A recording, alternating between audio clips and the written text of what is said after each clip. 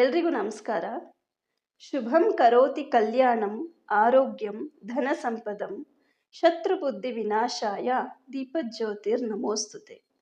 ಈ ಶ್ಲೋಕದ ಅರ್ಥ ಏನಂದರೆ, ಶುಭ, ಕಲ್ಯಾಣ, ಆರೋಗ್ಯ ಹಾಗೂ ಧನ ಸಂಪತ್ತನ್ನು ನೀಡುವಂತಹ, ನಮ್ಮಲ್ಲಿರುವ ಶತ್ರುಬುದ್ಧಿಯನ್ನು ವಿನಾಶ ಮಾಡುವಂತಹ ದೀಪಜ್ಯೋತಿಗೆ ನಮಸ್ಕಾರ ಅಂತ. ಹೀಗೆ ಬೆಂಗಳೂರಲ್ಲಿ ಒಬ್ಬ IT ಎಂಪ್ಲಾಯಿ ಅನುಷ್ ಅಂತ ಇರ್ತಾನೆ. ಅವನಿಗೆ ಕುಟುಂಬದ ಜೊತೆ ಕಾಲ ಕಳೆಯೋದಾಗಲಿ, ಊಟ ಮಾಡೋದಾಗಲಿ ಜೊತೆಗೂಡಿ, ಮತ್ತು ಅವ್ರ ಜೊತೆ ಮಾತುಕತೆ ಆಡೋದ್ರಲ್ಲಾಗಲಿ ಇಂಟ್ರೆಸ್ಟ್ ಇರೋದಿಲ್ಲ. ಯಾವಾಗಲೂ ಹೊರಗಡೆ ಸುತ್ತಾಡಬೇಕು, ಫ್ರೆಂಡ್ಸ್ ಜೊತೆ ಕಾಲ ಕಳಿಬೇಕು, ಟ್ರಿಪ್ ಹೋಗಬೇಕು, ಈ ಥರ ಮನೆಯವರಿಗೆ ಟೈಮ್ ಕೊಡ್ತಾ ಇರೋದಿಲ್ಲ. ಹಾಗೆ ನಮ್ಮ ಸನಾತನ ಸಂಪ್ರದಾಯದ ಮೇಲೆ ನಂಬಿಕೆ ಇರೋದಿಲ್ಲ.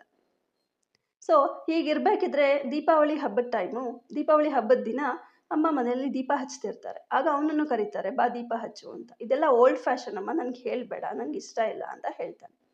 ಪರವಾಗಿಲ್ಲ, ಇವತ್ತೊಂದಿನ ನನಗೋಸ್ಕರ ಹಚ್ಚು ಅಂತ ಜೊತೆಲಿ ಕರ್ಕೊಂಡು ಹಚ್ತಾರೆ. ದೀಪ ಹಚ್ಚಬೇಕಿದ್ರೆ ಅಮ್ಮ ಒಂದು ಶ್ಲೋಕ ಹೇಳ್ತಿರ್ತಾರೆ. ಸ್ವಲ್ಪ ಹೊತ್ತು ಆದಮೇಲೆ ಅದನ್ನು ಅವನು ಕೇಳ್ತಾನೆ, ಈ ಶ್ಲೋಕ ಹೇಳ್ತಿದ್ಯಲ್ಲ ಅಮ್ಮ, ಇದರ ಅರ್ಥ ಏನು ಅಂತ. ಆಗ ಅವ್ರು ಹೇಳ್ತಾರೆ, ಶುಭಂ ಕರೋತಿ ಕಲ್ಯಾಣಂ ಆರೋಗ್ಯಂ ಧನ ಸಂಪದಂ ಶತ್ರುಬುದ್ಧಿ ವಿನಾಶಾಯ ದೀಪಜ್ಯೋತಿರ್ ನಮೋಸ್ತುತೆ.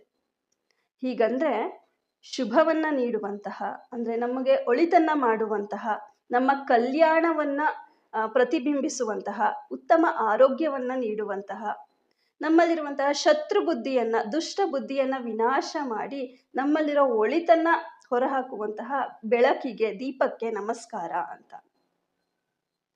ಹೌದಲ್ವಾ ಸ್ನೇಹಿತರೆ? ದೀಪ ಹಚ್ಚೋದು ಕೇವಲ ಸಂಪ್ರದಾಯ ಮಾತ್ರ ಅಲ್ಲ, ನಮ್ಮಲ್ಲಿರುವ ಒಳ ಬೆಳಕನ್ನು, ಒಳ ಅರಿವನ್ನು ಜಾಗೃತಗೊಳಿಸುವಂತಹ ಒಂದು ಪ್ರಾರ್ಥನೆ ಅಂತಲೇ ಹೇಳ್ಬೋದು. ಆ ಬೆಳಕು ನಮಗೆ ಆರೋಗ್ಯ, ಸಮೃದ್ಧಿ, ಶಾಂತಿಯನ್ನು ನೀಡುತ್ತೆ. ಅದರ ಜೊತೆಗೆ ನಮ್ಮಲ್ಲಿರುವ ದುಷ್ಟತನವನ್ನು, ಆಲಸ್ಯವನ್ನು, ನೆಗೆಟಿವ್ ಥಾಟ್ಸನ್ನು ದೂರ ಮಾಡಿ ಒಂದು ಹೊಸ ಬೆಳಕನ್ನು, ಅರಿವನ್ನು ನಮ್ಮ ಮನಸ್ಸಿನೊಳಗೆ, ನಮ್ಮ ಆಂತರ್ಯಕ್ಕೆ ತುಂಬುತ್ತೆ ಅಂತಲೇ ಹೇಳ್ಬೋದು. ಅಂದರೆ ನಾವು ಹೊರಗಿನ ಪರಿಸರವನ್ನು, ನಮ್ಮ ಮನೆಯನ್ನು, ನಮ್ಮ ಮನೆಯಲ್ಲ ಒಂದು ಪ್ರದೇಶವನ್ನು ದೀಪ ಹಚ್ಚಿ ಬೆಳಗಿಸೋದ್ರಿಂದ ಆ ಅರಿವು, ಆ ಬೆಳಕು ನಮ್ಮ ಒಳಗೂ ಮೂಡುತ್ತೆ ಅನ್ನೋದು ಈ ಶ್ಲೋಕದ ಅರ್ಥ. ನೀವೇನು ಹೇಳ್ತೀರಿ? Thank you.